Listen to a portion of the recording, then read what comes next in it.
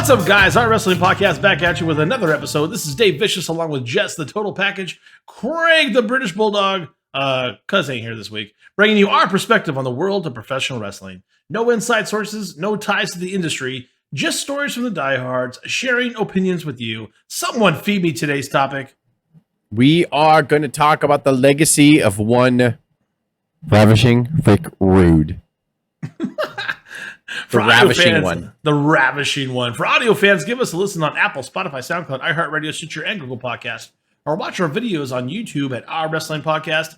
On social media, give us a follow on Instagram or Twitter at O.W.P 2019. At Facebook at Our Wrestling Podcast.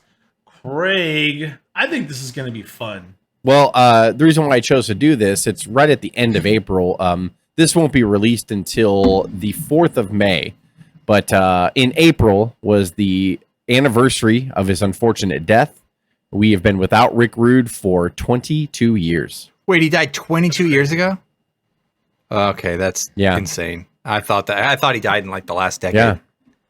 Unfortunately, he died in 1999. Whoa. Wow. So let's jump into the beginning. Richard Irwin Rude was born on December 7th, 1958 in St. Peter, Minnesota. He attended Robbinsdale High School in Robbinsdale, Minnesota, go figure, with the likes of Tom Zink, Kurt Hennig, Barry Darsow, Nikita Koloff, and John Nord. Just a few major wrestling names. They all, they all became professional wrestlers. He was especially close with Kurt Hennig. No surprise there. Talent begets talent, right?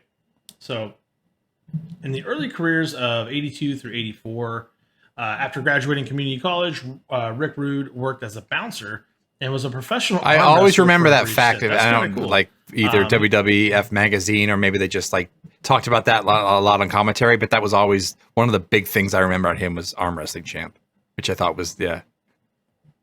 Do you guys ever think of like Over the Top, or you turn the head around real quick? That's all I think of.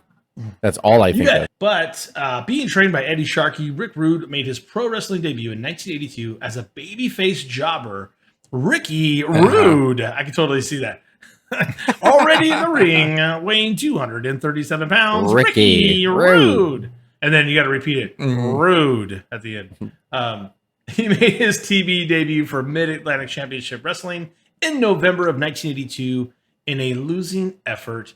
He would then travel through Vancouver's NWA Championship Wrestling, Georgia Championship Wrestling, and Memphis Continental Wrestling Association, WCCW, and NWA's Jim Crockett's promotion. Quite the journeyman for a while, you would say. He would then travel back to Memphis and became Ravishing Rick Rude. He would be a cocky, arrogant heel who obsessed with his impressive physique, not the one you see on screen, but the one behind me, and was managed by Jimmy Hart, which is just perfect, right? This is how you get. And I always considered Percy Pringle his original manager, but I was doing the research and writing notes down, and I was like, "Fuck, it's Jimmy Hart," which is kind of crazy. I mean, when I found out that it was in Memphis, that was no surprise that Jimmy was there. But Percy Pringle to me was his manager in my head. Before he went to the main stage, it was always Percy Pringle. And fuck Jimmy Hart. That's crazy. I hate to constantly bring it up, but it really reminds you of how much Vince gobbled up in just a short period of time. Oh yeah, absolutely. Around this time too. This is when Pac-Man started in 1983 and 84 is when Pac-Man started eating up all the contracts. That's actually a really good example. Just Pac-Man gobbling up all these, gobbling up all the little pellets. Not only great wrestlers, but like all their the ghosts are just the territories. Yeah, it's like exactly. And then finally they put out their best strategies, and then Vince eats he gets a Hogan, and then they all turn purple and start running the other way. The power pellet went into play, bro. That was Hogan. Yeah. Championship Wrestling from Florida in 84 to 85. Rude was actually brought into CWF in December of said year. He was then managed by Percy Pringle, to Jess's point. He would win the NWA Florida Southern Heavyweight Championship, that's a mouthful, on January 16th, 1985. Time we talked to Rick Rude, I asked him about his manager, Percy Pringle, who had not moved into town as yet. And now they've gotten a new apartment here in North Dallas, and it was very kind of Rick to show us around, even with bags around and getting moved in. And since we talked, you have put that American belt around your waist. That's right. The title's mine, and I'm feeling fine. And you're right. Last time I enlightened your life with my presence, you did ask me about my manager, Percy Pringle III, and I did tell you he was taking care of business. Well, just so happens he would get involved in programs with such talent as Pez Whatley, Brian Blair, Mike Graham, and Wahoo McDaniel that would further develop his skills. You know, we go to World Class Championship Wrestling in 85 to 86. In October of said year, Rude would jump ship to that Texas-based promotion, WCCW. Here he began his feud with the Von Erichs and Chris Adams. Percy Pringle would manage him for most of this run as well. That's a little short-lived with that particular federation. He jumps onto Jim Crockett's promotion from 86 to 87, and he would team up with Crockett, not with Crockett, to Crockett, with Manny Fernandez and his manager. That was a big deal. Yeah, that was another time period that I remember. Rude, his team with Manny Fernandez, like they were a really good team actually. And Paul Jones was a good manager. A lot of people don't talk about him anymore. He was manager solely of Manny Fernandez before this. Then Rick Rude came in and he managed both of them. So besides Percy Pringle, I remember a lot of pictures from Pro Wrestling Illustrated of Fernandez and Rude together, especially when they won the Dave, you're going to read on, they won a version of the NWA Tag Team Championship. So I remember vividly when I was growing up looking back at some of these pictures. Told to make room for the Awesome Twosome, the World Tag Team Champions, along with their manager, Paul Jones. You know, I heard through a grapevine that the names for the Jim Crockett Memorial Cup is supposed to be out next week. Well, I'm awfully surprised that Mr. Jim Crockett himself didn't call me aside last week and ask me if the World Champions would make the Memorial Cup. Well, let me tell you something. But I'm quite sure that my men will be #1 seed when the names are released. You know, the Road Warriors are proud owners of the Jim Crockett Memorial Cup. Well, let me tell you something. I was putting marbles in my mouth on these narratives, but pardon we'll me? get into it. You'll see. Jones and Rude named themselves the Awesome Twosome and captured the NWA Mid-Atlantic Tag Team Championships. There it is, by defeating the Rock and Roll Express on December 6th of 1986. In the middle of their reign, Rude would sign with the World Wrestling Federation. To cover Rude's sudden departure, Crockett aired a pre-taped match filmed before Rude and Fernandez won the titles, which the Rock and Roll Express happened to win this match, but it aired as the Rock and Roll Express winning the title back. Wow, really? Like with no belts though? Way to go. Yeah, they happen to have a Fernandez Rude versus Rock and Roll match in the can that they never aired before Fernandez and Rude even won the titles. I'm sure so they just like, when already Rude going into the match now. Yeah, when Rude left, he's like, "Oh, they're promising me a lot of money in WWF. Gotta go." And so he just left, and him and Fernandez were champions. So they're like, "Fuck, we have that match. We're just gonna, join it in progress, probably." So you don't see anyone with the belts before or after. Yeah, the action here. And then Rock and Rolls ended up winning, and they quote unquote won the tag titles back. So they never physically actually ever won the titles from Rude and Fernandez. They did on tape though. Wow, I feel bad. I'm not sure if the announcer was the magic of the territories. But I feel like it's always a southern playback. Already hot and heavy here. Sorry. When we get into the World Wrestling Federation from 87 to 1990, Rude debuted on Superstars of Wrestling on July 15th of 1987 as the newest addition of the Bobby Heenan family. Always a great place to be. In his first program, that was against Paul Orndorff, who had recently fired Bobby Heenan as his manager. Whoa, I do not remember that at all. I bet there was a brief stint where Orndorff was trying to become face, thought he could be the next Hogan, and that just didn't work out. The midsection comes over. He may have him wrapped up. Oh. And Rude reverses it. And I believe he got the 3 count. He did. With the help of the ropes. Fabulous.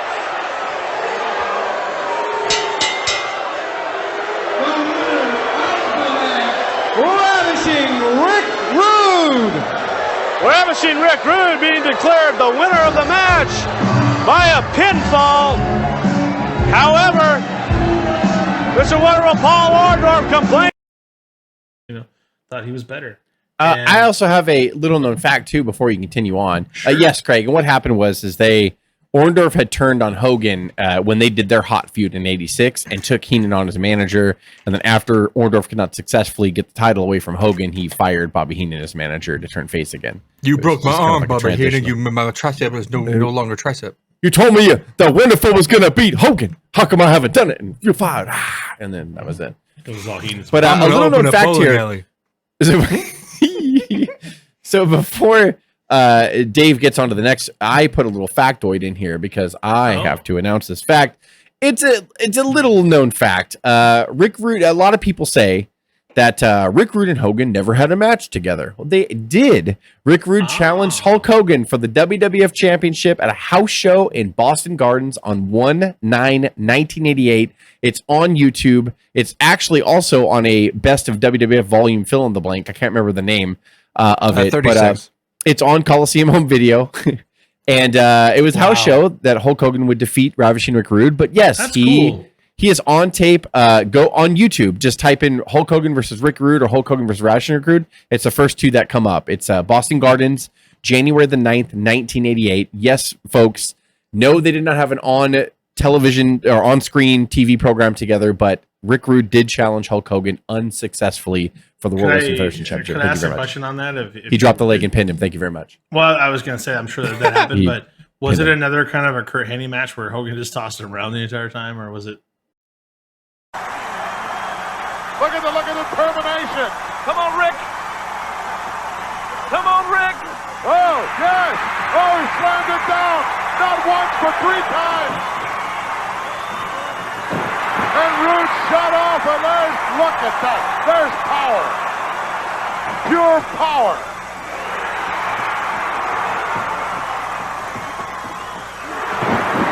I think Heenan bit off a little bit more than he could chew. Look, where's the referee? I was just gonna say that. It was a typical house show match. Heenan was actually really funny in it. And at the beginning, because Rude was an arm wrestler, like he was in arm wrestling before, Hogan and Rude laid on their bellies facing each other in the middle of the ring and did an arm wrestling challenge. That's dumb. Hulk Hogan tapped his arm twice, like easily or whatever, and Rude got up all pissed off, and then Hogan atomic dropped him. And so it was a typical face versus heel match or whatever. And it was not bad. It was not bad, to be honest. It wasn't that bad. Rude's going to be a bump machine. There's nothing wrong with being a bump machine when the monster's going to come and get you. That's what happens. Kurt Hennig didn't realize it too, Mr. Perfect. He got it. Yeah. So, absolutely. Let's see. Rude would then develop a routine where he would run down the crowd on the mic before each match, calling them, what was that, Craig? Sweat and other derogatory names. Out of shape. Yeah, he would insert the city. Out of shape. Minnesota, if they're in Minnesota, sweat hogs, keep the noise down. Well, I take my robe off and show the ladies what ravishing is all about. Or he would just insert some other. What a real man looks like. And this, we'll talk about it later too, but especially later in his career, this shit would get some of the loudest heat I've ever heard in my life. Great. Like, it was awesome. There's one we'll talk about later too. It's later when he was in WCW, and he actually had to keep stopping because people were booing so loud. And he was like, shut up. And then people would boo louder, of course. So and then he would be like, shut your mouths, focus your eyes. Like he would try to change it up and then they'd get louder. And he would just act all like appalled or whatever. And it's so good. Like Rick Rude we're barely into this. Like he is like the definition of heel heat. Like he was so good at what he did. And he had this body that everybody wanted. He directly challenged you as a male. And I'm going to take that female that's next to you. Like, and so he got personal right away, even though it was an over the top, silly, heel, he got personal. Like, so right away, it's like, you're not taking my woman. You're not taking my woman, Rick Rude, down in the mid-Atlantic territory. And so, like, it was just kind of. Those women ain't good enough for Rick Rude. And it translated perfect on the big stage here to WWF because, again, that's universal. That's like, you're not taking my woman. It's like, yeah, I will. Look at her. You don't look like this. I look like this. Like, and it's just the most basic but genius heel approach there's ever been. Hey, I said hold it down. They don't like him, Jess. What I'd like to have right now is for all you fat, out of shape, SummerSlam sweat hogs You like that? He's talking to you, Shamani. Keep the noise down while I take my robe off and show the ladies what a real sexy man looks like. Hit the music. I tell you what, And from all accounts, like, you know, the best characters are just extensions of who they are. And the more the stories you hear of Rude, that he actually used to challenge people at bars like that, and he kind of did have a mean streak in him, where he would like try to take your woman or want to fight people in bars. Like, he probably was that kind of that guy in real life. But it was the way he garnered heat was extraordinary, top notch every single time. He would also invite local women to the ring after beating Enhancement Talent and give them a kiss. He named this the Rude Awakening, which was the same name he called his finishing maneuver, which was, in my opinion, a devastating reverse neckbreaker. It's so simple, yet it looks so amazing. Yeah. And like, oh my god, he killed that guy, you know, because he would snap it so well, and he would take that moment just to do it, give it this right, just bam, and hit it. You're like, whoa, that guy's dead. Yeah.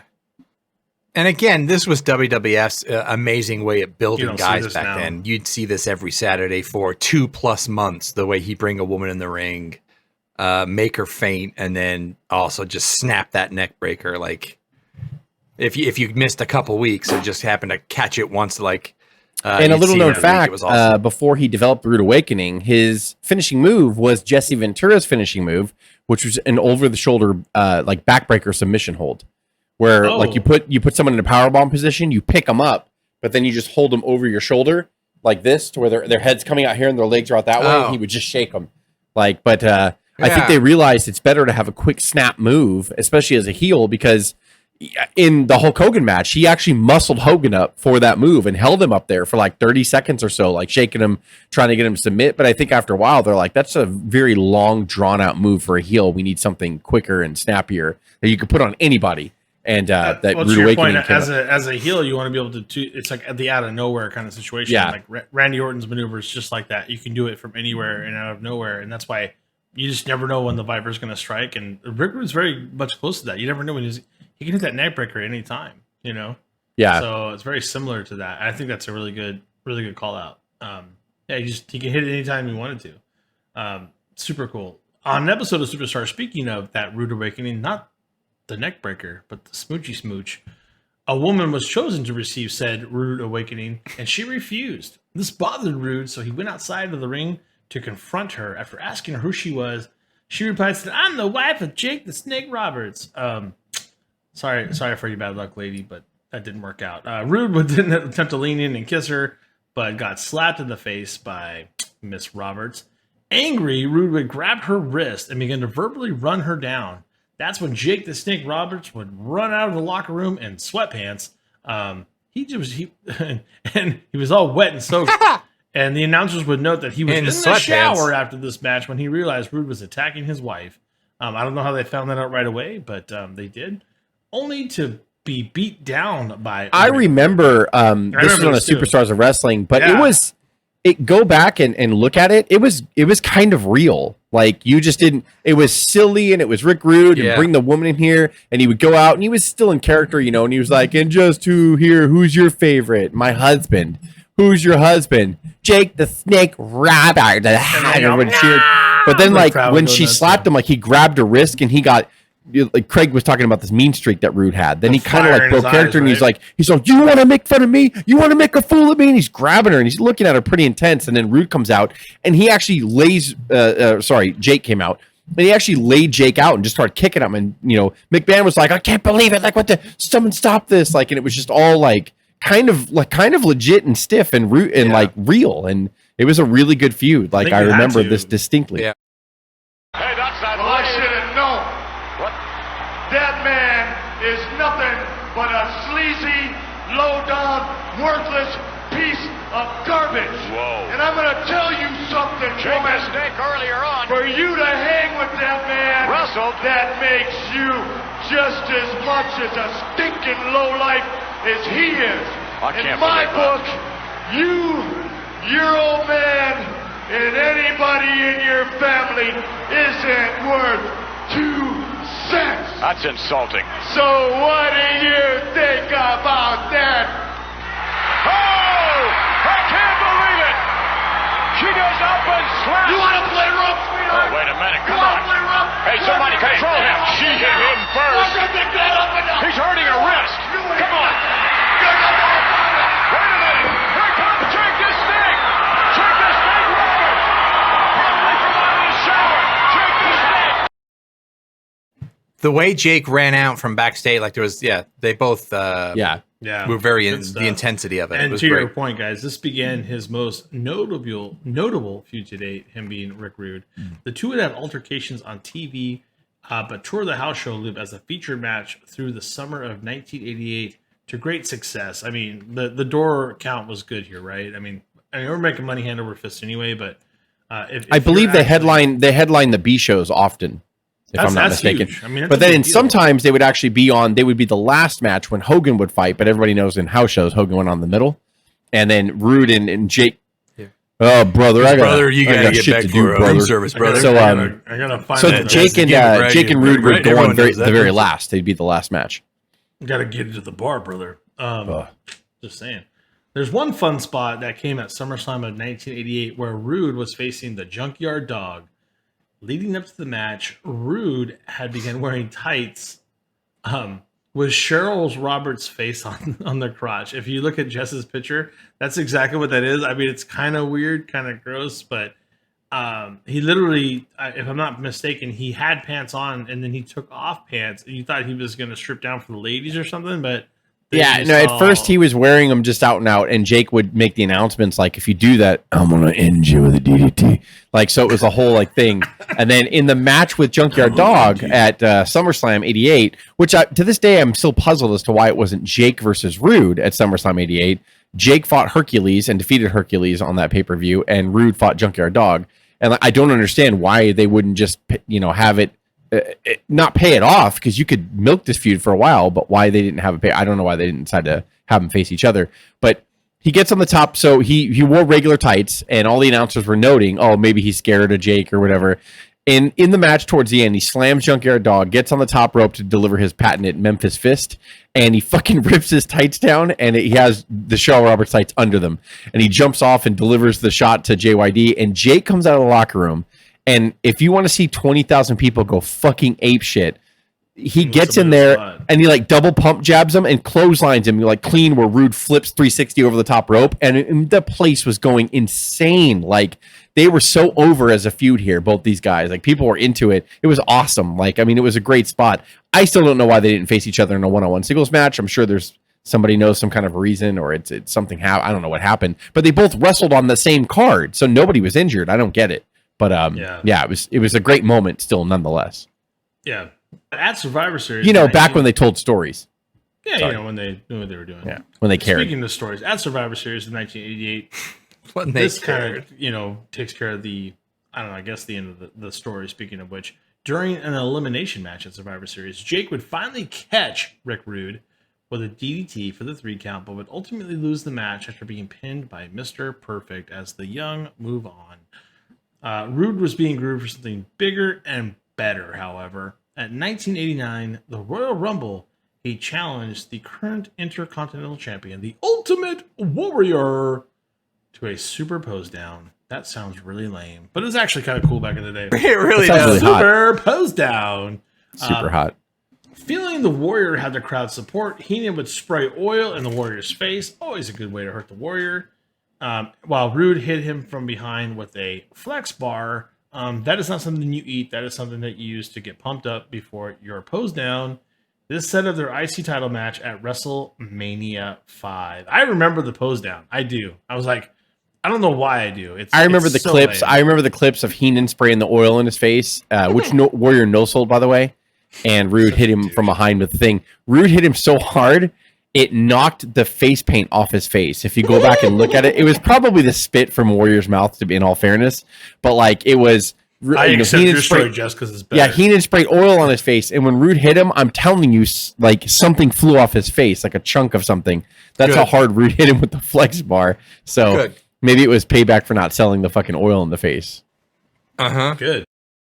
Oh, Robinson with that that steel bar just nailed him. There's your winner right there, Monsoon. Look at this, is crazy. Let's get somebody in there. Warrior just about out. Look at that most muscular. Sorry, that's not nice. Or for like, Or for just being the Ultimate Warrior. months of stiffness, probably. But let's get into that WWF Intercontinental Championship and then Rude's departure for that first time, or maybe last time. The Ultimate Warrior was insanely over with fans at this point. Very few people thought Rude would get the title, but some of us do know that storylines happen for a reason, and Warrior is also being groomed at this point, but we'll get into it. When attempting to suplex Rude from outside into the ring, Bobby Heenan would grab the leg of the Ultimate Warrior because it's the brain, yo. This would cause This would cause Rude to fall on top of the Warrior, with Bobby still holding the Warrior's legs and getting the upset win. And if you go back and watch, I don't know whose fault this was, but Rude head. got dumped on his head. When he went up for the suplex and Heenan pulled the Warrior, I think the Warrior just focused more on I'm being tripped, so I need to trip, and forgot like I gotta crossbody Rude on top of me. Instead, Warrior just fell straight back while Rude was still up in the suplex position, and it looks rough. Like, I mean, it looked like he spiked Rude right on his head, and then Rude, his body fell on top. Warrior, look at Heenan, grabs the leg of the Warrior. He's holding on. We have a new champion, ravishing Rick Rude. So I'll go ahead and blame that on the Warrior because I want to do that.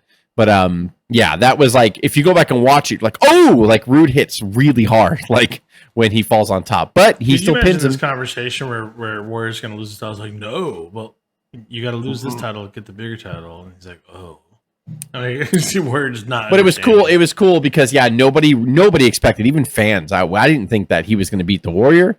And I think, and I don't know. I didn't get Mania 5 on pay-per-view, so I had to wait till the week after on Superstars where they do like the still photos, the recaps, and they tell you real quick like what happened or whatever. And I'll remember it was like a 3-photo, like quick, like of the Warrior, Rude falling on the Warrior and Rude pinning him. Heenan holding his legs. Yeah. I was so happy. By the way, I say this every few months, but you hate the Warrior? You guys have no idea how spoiled you are these days in the internet era. That's it. That's all we got was those still photos. If we were not able to get pay-per-view, we had to watch the after. Superstars of Wrestling the week after, and they would just do still photos, and it was like a 30-second presentation with Vince hurrying up. Last night at WrestleMania, and he just hit it like real fast. And if you didn't have the money, if you weren't a Rockefeller to pay $3.99 a minute and listen to the shitty WrestleMania 5 hotline to where it would draw you out for 10 minutes to go through the whole card. So no, you know what that we got in a minute get you. I feel like it's just a bunch of Roddy Piper going, yeah. It was just like, I'll just tell you what happened. It just started from the beginning. It was like match 1, the model, Rick Martel. It would make sure you spent minutes. Defeated. Whatever. I don't even know he was at WrestleMania. To your it's point. all we were just the amount of money that Vince McMahon and WWF has taken from us through 40 years is sickening. It was never enough. Never enough. They earned it, bro. They earned it. And by the way, we went uphill both ways in the snow to get to school and get off. Or if you were lucky enough, so, maybe you'd get a tape. I don't know. 4 months later. Mm-hmm. It said, get off my Actually, lawn. What was the time like between pay-per-views and Coliseum home video? It was 3 or 4 months, wasn't it? It was about 3 or 4 months. Yeah, easily. How did we live? Don't worry. Don't worry. We had to wait. Yeah, we had to wait. We actually had to wait. How did we live back then? Don't worry. Jess has the whole Coliseum video. I do now on digital. He's burning it all. We would hop in a car and travel 60 miles to find a new video store for their selection of Coliseum home videos. That's what we would do. That would we spend our summers doing. That's dedication right there. It was fun. Yep. There you go. Oh, goodness. Most people remember this title run as more impactful than it really was. Rick Rude would lose by DQ or count out in house show matches to the Warrior for the spring and the summer. He would also lose the match against Hacksaw Jim Duggan on an edition of Saturday Night's Main Events, which actually aired on July 29th of 1989. Typical heel. It was typical I assume WWF heel. it's also DQ, right? I know a lot of people remember like Rick Rude with this glorious title run. It wasn't. I hate to say it. It was like 4 months. It was just between Mania and SummerSlam because there was no pay-per-views back then between then. And he lost the majority of his matches to Warrior and house shows by count out DQ. Do you think Rick Rude even cared? He's like, I'm on top. No, but I mean, like, it just kind of, people were, oh man, he was Intercontinental Champion. I remember that. Everybody remembers the match he won it, but it was not a glorious run. It was no honky. I think he certainly deserved better because he was run. a champ that could wrestle. But yeah, just to be shown up by Hacksaw and DQs and being a chicken shit heel champ for just 4 months, he was better. Yeah. He's better than chicken shit. He the chicken shit. No, he was good at it. For most sure. people. For sure. He took everyone's women, so that's not nice. I don't know, like. Yeah. Well, you deserve it. I think that's a balance, right? If you're going to be a chicken shit loser, well, you can at least take the women home to it. Yeah. That sounds terrible. That sounds. He was hot. He was hot. Yeah. Don't say it. To defend the IC title in a rematch against the Ultimate Warrior at SummerSlam of 1989. Come on! Roddy Piper.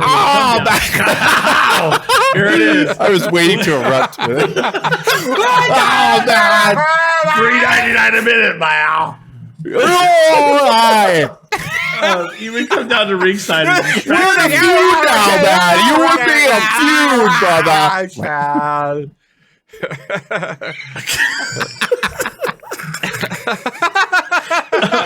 He would distract Rude by lifting up his kilt and mooning him.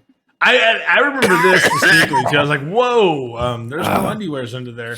While Rude was reacting to Piper, the Ultimate Warrior would capitalize and defeat Rude for the Intercontinental Championship. And now the attention of Rick Rude is all with Roddy Piper. No! Yes! Belly to back suplex! Rude is down! The shoulder! Roddy Piper caused this whole thing! Rude had this match won! I don't know if he had it won or not. He certainly had the advantage, and now the advantage is all Ultimate Warriors! This is horrible. This is an atrocity. I can't believe Morella would allow Piper to come out here and distract the champion. High over his head. Drops him down. The Warriors. Rolls him over. Yes. 2 times for the Warrior. Piper and Rude would travel the house show. I haven't seen a Piper Rude cage match. Have I? Still, damn it! Yeah, it was all house shows basically. I'm sure it was on a Coliseum home video. Everything was. Yeah, we'll get it to you. Jess is converting them all right now to digital. But this is a weird pattern with Rude. It just shows and then his second feud that they actually try to put legs on. He was it was all resolved on house shows, basically, never a pay-per-view blow-off. And there'll be a reason, as Dave reads on, why there was no blow-off with Piper and him, but they didn't try. It was weird with Rude.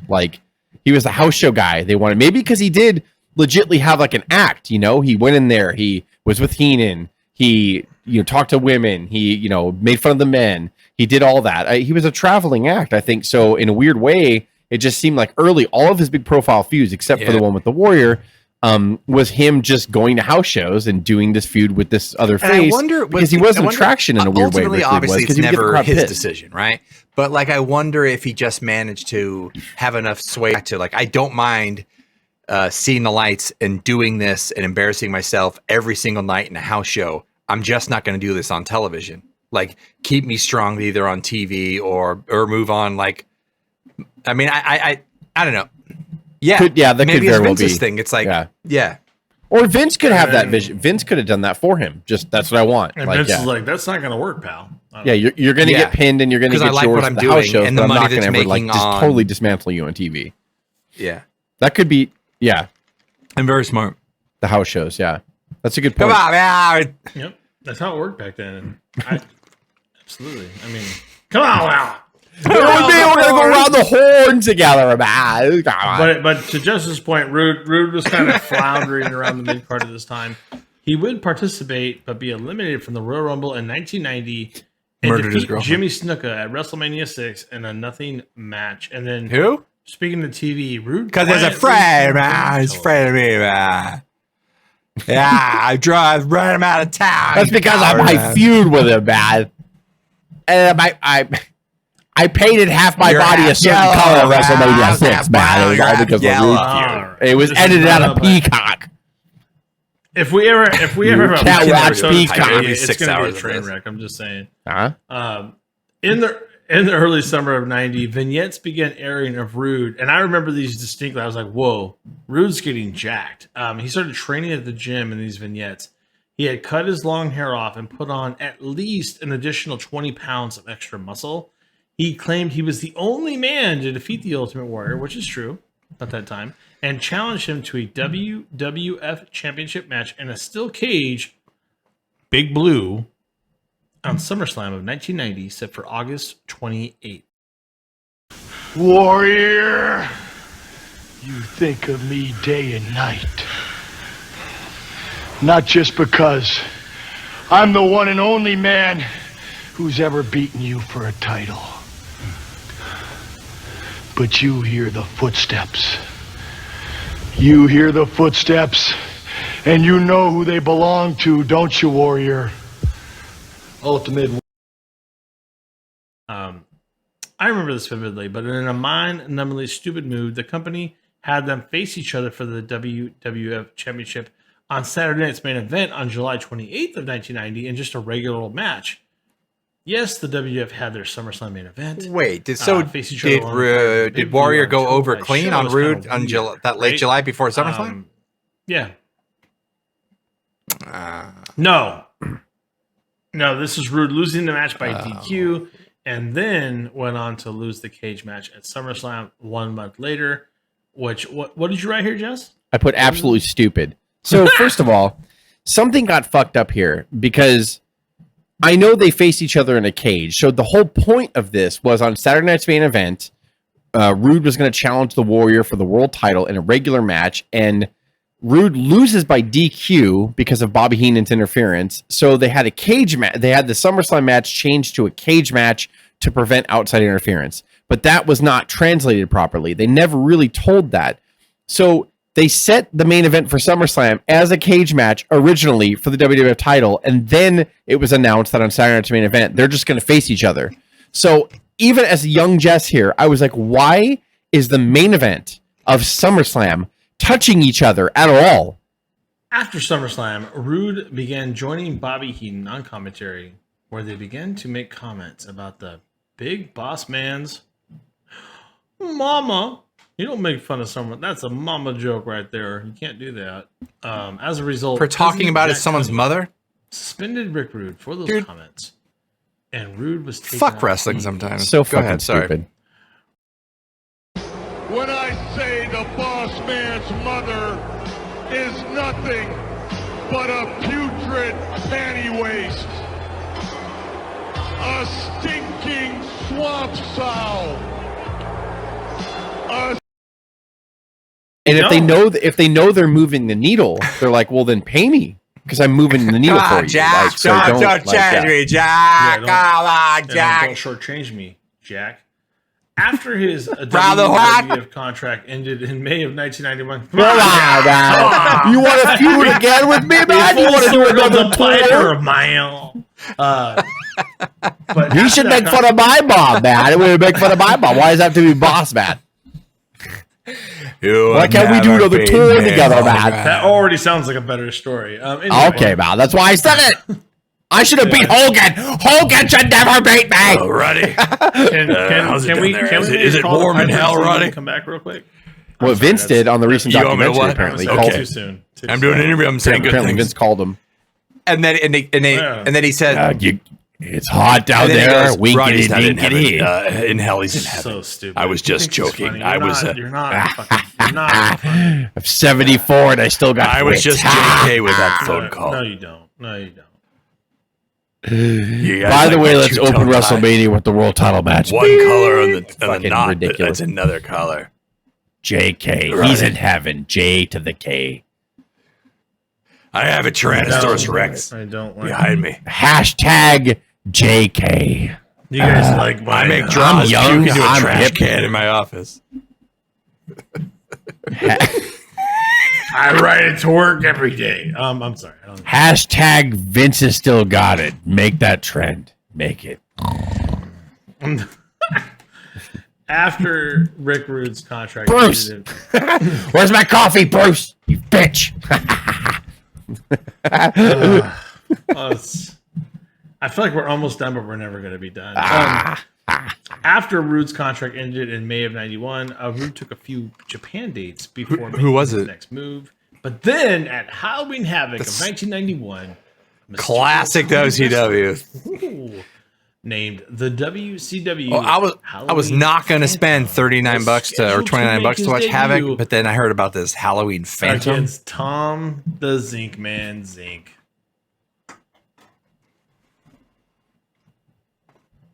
High And I paid school the money. classmate Z-Man. Totally spent it, bro. After easily handling the Z-Man, poor Z, the Phantom would defeat him with a reverse neck breaker, a move we had seen before.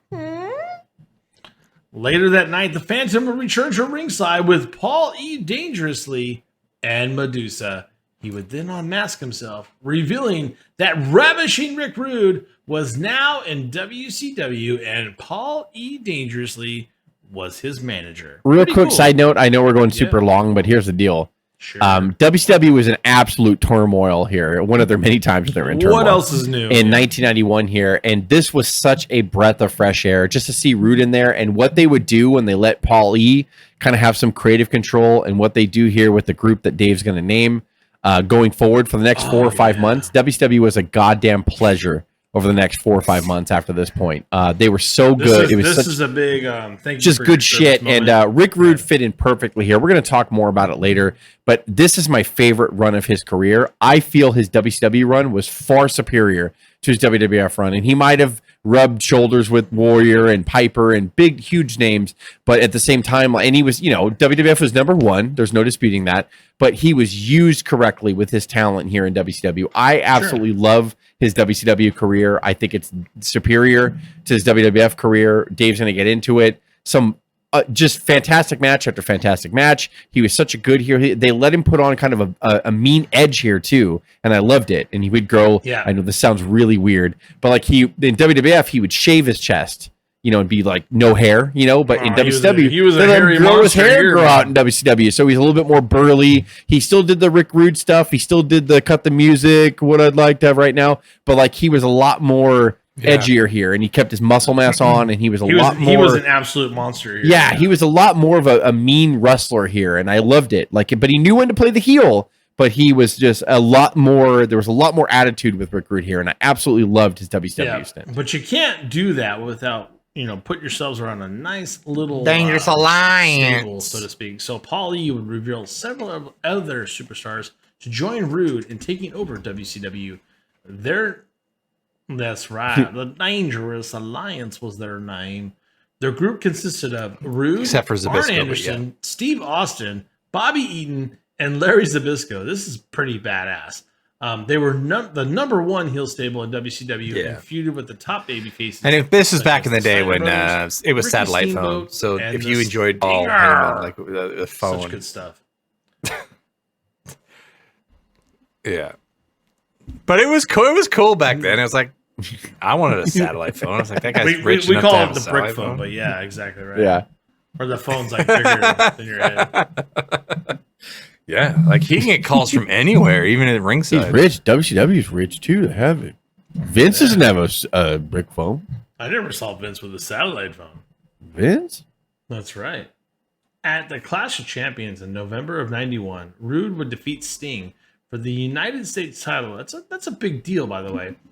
Earlier in the evening, Sting's longtime friend Lex Luger turned on him and injured his leg, which allowed Rude to win said title. So they that built night. this up through the whole time. Sting actually got taken to the hospital, and then he came back right at the beginning of the match where Paul Heyman was demanding that the match be given to Rick Rude because Sting couldn't compete. Sting gets out of the ambulance right before and comes running down the ring.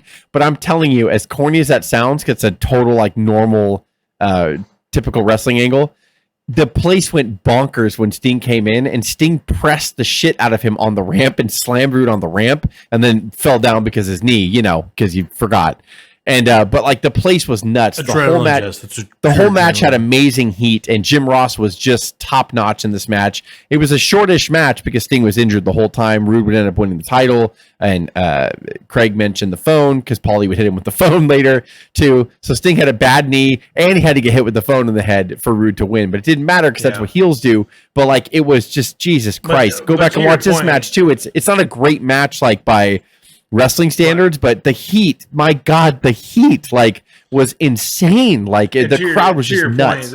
This kind of particular run, U.S. title versus IC title in WWF, gets much better because Rude would then feud with Ricky Steamboat and retain that U.S. title at Super Bowl II in February of 1990. It was a setup! It was a conspiracy! By the mastermind, by Rick Rude, the U.S. champion, by Medusa, by the total package, your former best friend Lex Luger, World Championship Wrestling. Everybody on the committees, on the board of directors, now you answer to us. Now the Dangerous Alliance calls the shots. Because here's a new United States heavyweight champion without even breaking a sweat. And his name is Ravishing Rick Rude. He wasn't supposed to be here. And the walls come a-tumbling down, Tony. A gallant effort for a very noble cause, Sting. Fighting to keep the hopes and the prayers of all the little Stingers alive. Well, the hopes and the prayers, Sting, they died. And what would also challenge Sting at house shows for the title, for the WCW title in spring of '92, and have great showings there. The Dangerous Alliance would face Sting's Squadron at Wrestle War in May of 1992, which many still consider to be the greatest War Games match ever. Sting's Squadron would win the match due to miscommunication of the Dangerous Alliance. Rude would then face Steamboat in a non-title match at Beach Blast of 1992, and a 30-minute Iron Man match where Steamboat would win with a last-minute pinfall, making it 4-3. There's a lot to unpack there. Dangerous Alliance miscommunication at War Games, but still a fantastic match. You got to go back and watch that. But we always joke about how anybody that's got to go up against Steamboat in any match, if it's a house show, I mean, this is planned out, and Rude doesn't blow up here at all. Rude's always in fantastic shape, but Steamboat's like 30 minutes. I'm just getting warmed up. Just his feud with Steamboat was wonderful. The War Games match was wonderful. The storyline with Danger Alliance was wonderful. And you're going to get on here, the WCW would change management again, and that sucked because they disbanded the Dangerous Alliance, which totally sucked. It was such a short-lived faction, and it should have went on for another year. But that's WCW for you. But I mean, Rick Rude still was. They still used Rick Rude as a top guy because they respected him in WCW. No matter which which executive vice president would kind of take power. They all knew what Rick Rude could do, and he was still a main point in WCW at this point, all through '92. Yeah, and he was still U.S. champion this entire time, by the way. That's a great title run right there. So at the end of '92, Rude and Medusa would break away from the Dangerous Alliance because Paul E was being fired by WCW. Great move, guys. Way to go. And challenged Ron Simmons for the WCW World Heavyweight Championship at house shows, but he was always unsuccessful. He was given a title match against Simmons at Starrcade '92, but injured his neck before the event. He was 14 months. US title as well, ending his near 14-month reign as champion there. That's awesome, right? Yeah. Rude returned to WCW in April of '93 and challenged the new U.S. champion Dustin Rhodes for the title. Claimed he was the real U.S. champion since he never lost the belt there. After several controversial matches, the WCW put the two in the best-of-3 series where the winner would be the United States champion. Rude would win the first match but lose 2 in a row. Dustin would win the series and retain the U.S. title. Another underrated feud.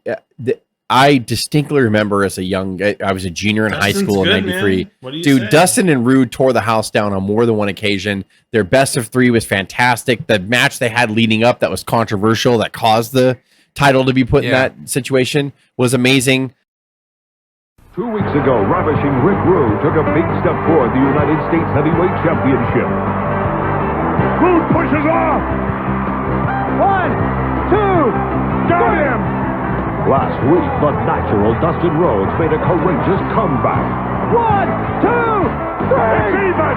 And next, the final step in the 2 out of 3 match battle for the belt will decide the United States Heavyweight Championship on this edition of WCW Saturday Night.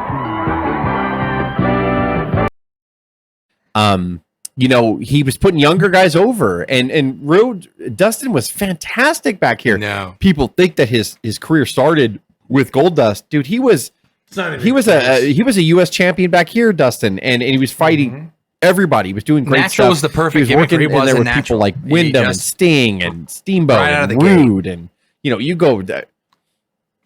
He was legitly a natural. It's so easy for the son or a daughter of a famous wrestler to flop because you have a huge name. But Dustin, man, from the beginning, even before Goldust, I love Dustin Rhodes. He was so good, and his feud here with Rude was just great. It just shows, Rude. He never bragged about anything behind the scenes. Rude was like a legit tough guy. He didn't take any shit from promoters or wrestlers backstage. Nobody fucked with Rude, but he knew, I'm going to put this young guy over because we're just fucking tearing the house down. That's what it's all about. Rude knew the money was still there. He didn't have to win the title. He just knew, I got to put this guy over and make him look good. I'll be fine because I can cut the music anytime I want and people booed the shit out of me. And that's what it is.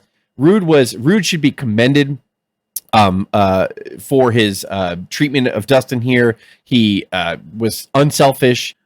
Rick set his sights on the NWA World Heavyweight Championship held by then Ric Flair.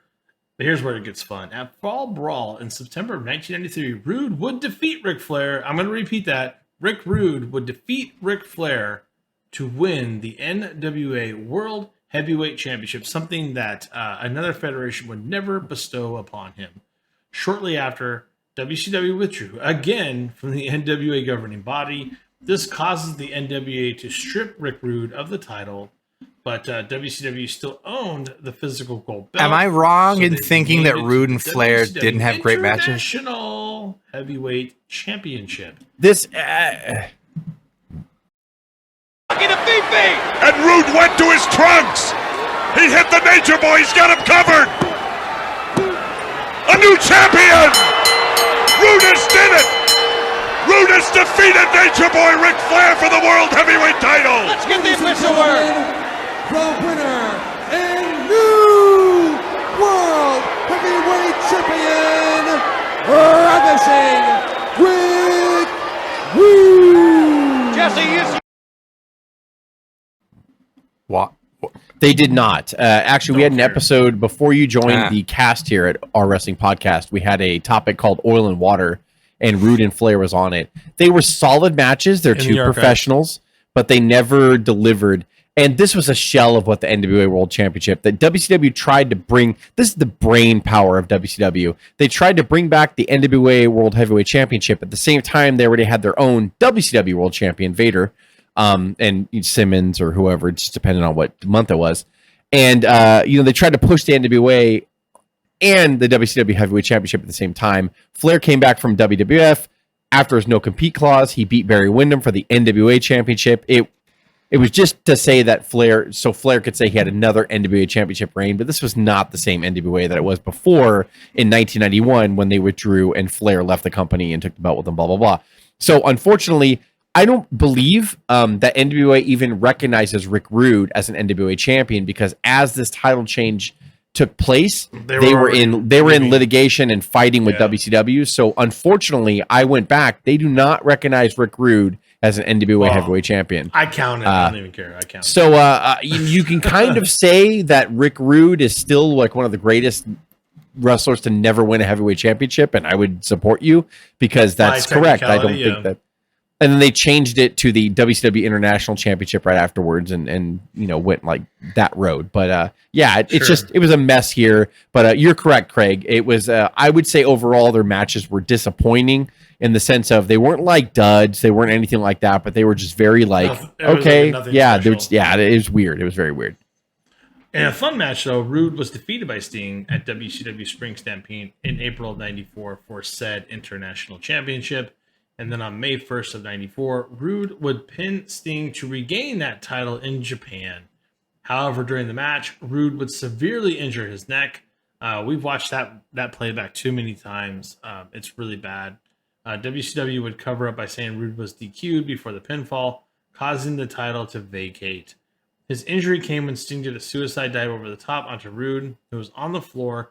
When Rude fell back, he hit his head on the corner of that platform that the ring was elevated on, which actually ended Rude's in-ring career. Like I said, we've watched this. And I want to talk about that platform because that platform was fucking ridiculous. I don't know if it was, I don't know what type of arena it was, but I'm going to try to describe it, and you guys jump in any time to help me. The ring is, let's say 19 by 19, right? It's a square. There was a platform that was about 2 feet tall that the ring was on that was probably like, I don't know, like 26 by 26, 27 by 27. So basically it would try to be the outside floor, and then it dipped down 2 feet to the concrete where the guardrails were and the fans were. So for some odd reason, I don't know if it was a big arena and they wanted to elevate the ring up on a platform. So think of a big square wooden platform that's 2 feet tall and about, let's say 28 by 28. And then a 19 by 19 foot ring goes in the center of that.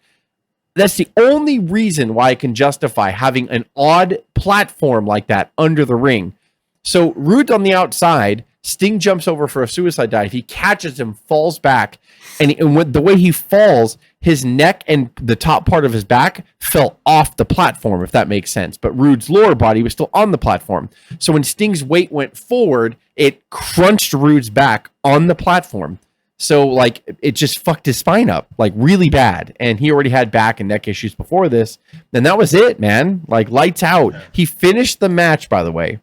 Yeah, and it was scheduled to beat Sting and pin Sting for the title again. But when he went back, he couldn't feel shit and was hurting. And after that, they were like, hey, you can't wrestle again. Like, you're fucked up really bad. So they pretended that he was DQ'd when he hit Sting with the belt or something like that earlier in the match, which was not a DQ, but they made it. For that Lloyds of London just real quick, and I know we're going to speed through, but like that Lloyds of London contract also, I'm not saying Rude did this, but it was also a kind of a little bit of a carny by wrestlers to collect the insurance on any kind of injury that they stayed out for a couple of years. I'm not saying Rude did this, but Lloyds of London lost a lot of money on insuring wrestlers that got paid out on injuries.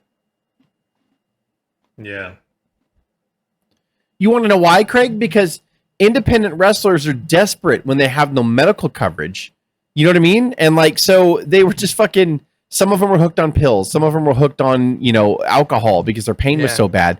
So yeah, here comes an insurance company that was dumb enough to be like, yeah, we'll insure wrestlers. And then wrestlers who have to be like super shady and shit because they're independent contractors. They're already hurt before they they're all fending for themselves. They can't tell the promoter they have injuries because they'll lose their spot on the card and they don't want to lose that pay. So they finally find an insurance company where they're like, so if I say I'm injured, I could just fucking collect a bunch of money. Okay. And they all did it at once. Of course they're going to. Not blaming the wrestlers whatsoever, but like if you're part of that deal is like you can't go back and wrestle while you've collected the insurance after the amount of time. But yeah. Sure. Yeah, it was for like a certain amount of years they couldn't wrestle or something like that. I don't remember what it was. Yeah. So Rude would collect from that said Lloyds of London insurance policy, which prohibited him from in-ring competition, but he would return to wrestling in January of '97 for ECW, but he would become a color commentator there, ultimately become the manager of the Triple Threat faction. In August of '97, Rude would join Shawn Michaels, Triple H, and Chyna to form D-Generation X. His character was named Lloyd. Policy, definitely a play on some words there, I'm sure. This is where I'm sure if Cuz... Yeah! Lloyd I would say, Rude. if you talk to Cuz, who's not on tonight, he would tell you this was his favorite part of D-Generation X, where Rude and Chyna kind of founded that. This was some of the best times for those really hardcore D-Generation X fans. Things were going good until the infamous Montreal Screwjob at Survivor Series of '97. Rude was so upset about the Screwjob that he called Eric Bischoff and negotiated a deal to sign with WCW since he was on a pay-per-view appearance deal with the WWF.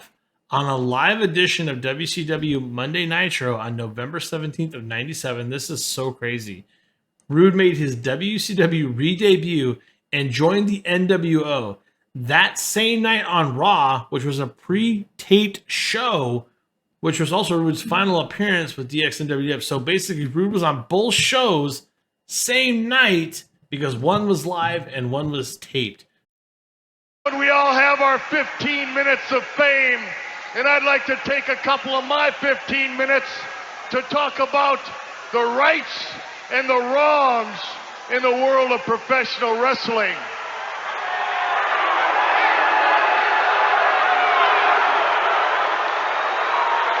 What's wrong in the world of professional wrestling is Shawn Michaels claiming to be world champion when he never beat Bret Hart.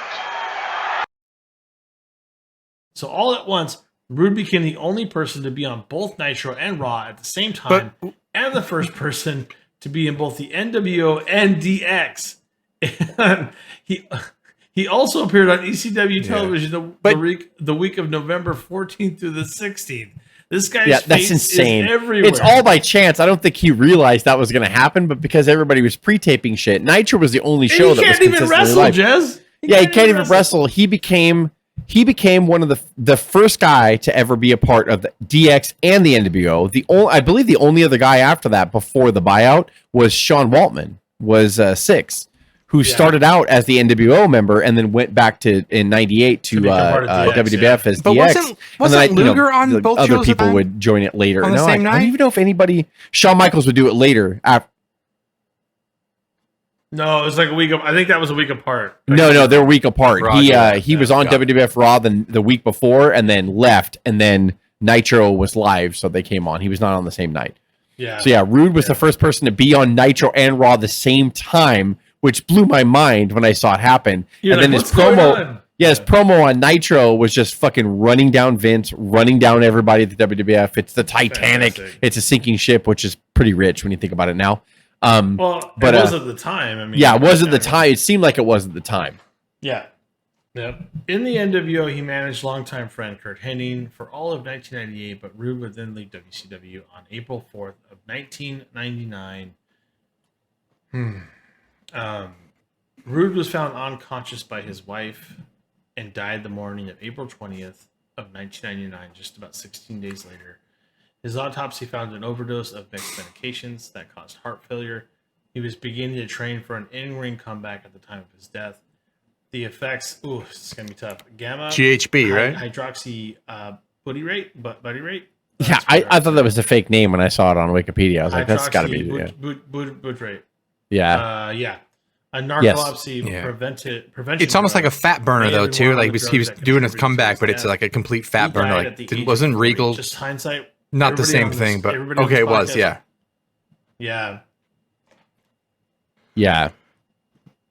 Regal was on that too. Yeah. Everybody on this call is older than when they're. Oh my God! Only 40. He died. He was only 40 years old, and we thought he was old then because we'd watched him all growing up. You know, we'd watched him growing up. He was only 40 years old. Yeah. It's just tragic. I mean, terrible stuff. So, I look at the awards and championships, and I feel like there should be more here. It's kind of crazy to me, but let's jump into it. NWA, WCW. He was the NWA Tag Team Championship Mid-Atlantic with Manny Fernandez. He held the WCW United States Championship and the WCW International Heavyweight Championship. I don't care. Everybody says that's the NWA Championship. WWF, he was the Intercontinental Champion there, and he is in the WWE Hall of Fame class of 2017, inducted by Ricky Steamboat. To me, PWI. This is good stuff. Most hated wrestler of the year of 1992. That's fantastic. No, but also number 4 in the 1992 PWI 500. That's how well respected he was. And then number 57 in the overall PWI 500 in 2003. Pretty impressive. And by Wrestling Observer, he was the best heel in 1992. I can't believe there's not more here, but what do you guys say to that? No, I thought the same thing too. I took out a lot of his indie titles and stuff like that, you know, because you get CWF, CWP, and all that stuff. Got but a ton in there. You think of Rick Rude, and I think the reason why people hold him in such high regard, and then you go and look at his accomplishments, you're like, he was only one-time IC champion, he was only one-time US champion, like what the fuck? Like, first of all, back then titles meant more, so they didn't try to change him a lot, so that's why he wasn't like 100-time Intercontinental champion. He was always in the title story. That's what nobody understands. But he was in the legacy of Rick Rude to me should be, he never bragged about doing his goddamn job. He was an amazing heel who believed in himself, and Craig said it multiple times in this podcast. He wasn't a diva. He did right for business. He didn't give a shit when he had to be like, well, fuck you, I'm out. And I think there's a lot, but he did it right. He did it right. That's the thing. He wasn't a diva. Yeah, he even took a year off from WWF because he had to do his no compete for 6 months, and then he went to WCW. And he was so good that WCW switched, executive presidents and bookers and all that stuff. Like every day, I think they switched those positions around. But everybody used Rude because Rude was that good. I think that silently is his legacy, was that people knew that this guy is great. Not only physically, not only a great athlete in the ring, but he's a great fucking heel. He's amazing. Like, and he just went in there with the best. Let's go over it. Roddy Piper, Ultimate Warrior, Jake the Snake Roberts, Big Boss Man for a short period of time, Dustin Rhodes, Sting, Ricky Steamboat. I mean, Ric Flair. Those names right there. It's like, and he was on the top tier with them the entire time he was in both promotions. He came in WWF in 1987 and was facing Hogan in January. And Bret Hart credits in house him shows for the world title. And then he went right into a feud with Jake Roberts. I mean, like, WCW. When was Rude ever flat? The Montreal Screwjob was not a work, and he was in the room. And Rude was one of the only guys to stand up for himself, to walk that next day, and to vouch for Bret and to make that happen. So like he has also like an ethic and a moral kind of character that never wavered to. So sorry to interrupt, Jess. I just want to throw that into that. That's fair. No. And a lot of people, there's a lot of stories too about Eric Bischoff. I think it was Bischoff, where they were trying to get the international title off Rude, the actual belt. Wow. And Rude's like, yeah, it's in my trunk. Come on out. He had a loaded shotgun sitting on top of it when he opened his trunk. The Rick Rude he was a man's man. Like, he was a woodsman. He was just chew. You know what I mean? Like, he was one of those guys, dude, that you didn't fuck with. And like, Rick Rude was known to be a super tough guy, but super close with Kurt Hennig, super close with a couple other people. Bischoff even said, even though he was he was an asshole to you when he wanted to be, but he was a stand-up guy. Like, he was a family man. Not saying that he didn't have his flaws on the road, because a lot of wrestlers I think did, but at the same time, believed in, bro. But at the same time, Rude was always a big proponent of keeping his family separate. And, I could have my opinions on that too. Piper was too. There's a good reason why they want to keep their wives separate. Wow. But again, I'm not trying to shit on, the passed away or anything like that. But I mean, I think Rude, no matter what they did when they partied and stuff like that, I think just in general, they wanted to keep their family separate because they knew that pro wrestling back in the day especially was a big political dirty pool, and you got sucked into a lot of stuff that maybe you wouldn't have done. Rude was on some stuff, some enhancement stuff a lot, and I don't mean that to shit on his legacy. He wanted to stay in shape and he wanted to stay big. Yeah, because you had to look good on TV, and you had to if you're going to face the Hogans, who were like 300 pounds, and those guys, you had to be in good shape, and you had to keep up with them. Hogan was all natural. I don't fault Rude, for that stuff, but he has a lot of respect from a lot of people. When you talk about shooting interviews, there's a lot of people that are like, Rick Rude was a legit man, and like, he just did his shit, and he never said what he didn't mean. He always meant what he said, and that's I remember him like that. I remember his wonderful feuds with Dustin, his wonderful feuds. The kind of guy you'd want to cross, right? Yeah, I just remember him being he was a wonderful heel, and that's. I don't think that's enough credit for him, but god damn it, Rick Rude was so good. One of the best heels ever. The selling, Dave, I think you talked about it before we hit record. Sold the atomic drop like nobody's business, especially the reverse atomic drop. Rude was just there's stuff on WrestleBotch. They have Supercell Sunday where it's not a botch, it's just somebody overselling, like in a good way. And Rick Rude has been on there multiple times for him taking a reverse stomach drop and doing like the walk on his toes. But even the smirk, like he's so halfway good. into the smirk behind Craig, but you give that like like it really hurts. Rude like, was so good, and he stuck out with me in my childhood. I'll never forget him. And a lot of people have copied Rick Rude. I can't name anybody. The reason why is because he was so good at what he did that people just take parts of him. Because he had such a unique character, even though it was a quote unquote generic heel, it's just a guy that was cocky. But the way Rude did it, man, the rasp in his voice, especially when he got to WCW, had that unique rasp like in his voice, and like you can't tell me that Robert Roode was not a childhood fan of Ravishing Rick Rude. You can't tell me that. I mean, there's so many similarities, and I don't want to disparage. I don't know Robert if Sean's at all. ever credited Rude. but Sean seems a lot of influence. But he's Rude. definitely trying to recreate the mold of what you see in front of us today, which is Ravishing Rick Rude. So right. Well, and to me, Sean is a little bit more of a derivative of Henning, in that way. But I think again, Rude and Henning were close. Right, so it's just they're both Minnesota boys. So many conversations in the back about how to work. Yeah, they were very similar, and Rude was such a good seller. Yeah. Again, like I it's hard for me to describe. Very low key, but in a big way. Does that make any? It's weird. It's a big man that you wouldn't. But expect it didn't to sell take like away that. from He his didn't mind toughness. it. Everything Rude did, like from his facial expressions when he would take a move, like he let the crowd know, like, oh, he got me, and then he made the face so much better, like so much better. Right. It's one of those things where you can argue that Rude is ahead of his time, but an ahead of his time episode doesn't do him justice. Exactly. And it's funny you say that, Dave, because I actually considered putting him as a trendsetter, in our trendsetter series, and to the follow up to Davey, but I was like, you know what? No, I think Rude is legit enough to where not that Dynamite Kid wasn't legit enough, but Rude had such a long singles career. In America, worthy of the legacy. In the promotions that we saw, I was like, he's got to be a legacy because like Rick Rude is just some of the names I was thinking in my head and some of the matches. There's a lot. Damn, There's this a guy! lot like this. I can't wait to get into the next realm of heel legacy episodes. It's going to be fun. Whatever you guys want. What do you want to say about Rude to finish it off, Craig? I rambled on a little wrap bit. it up, bud, sir.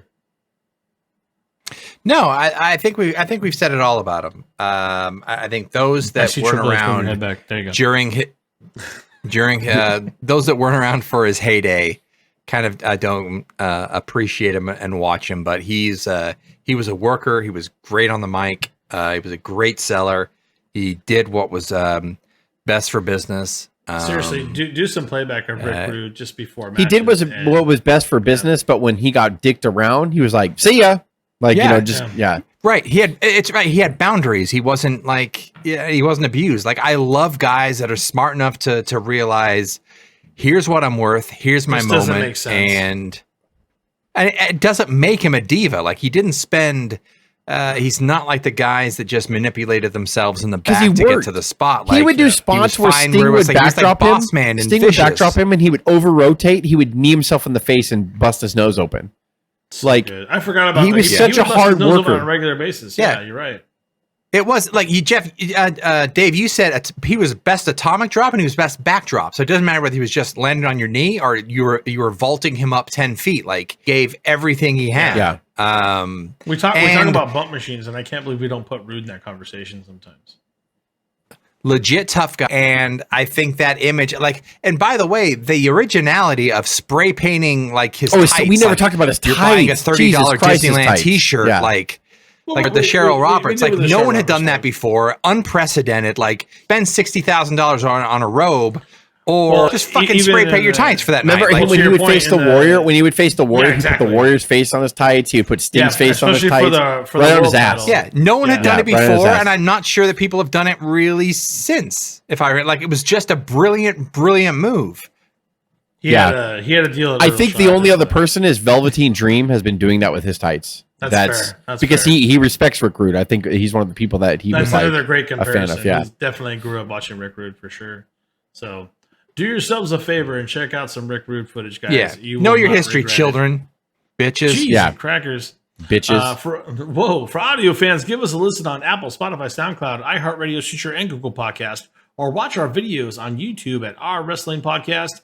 on social media. Give us a follow at Instagram or Twitter at OWP2019, or catch us on Facebook at Our Wrestling Podcast.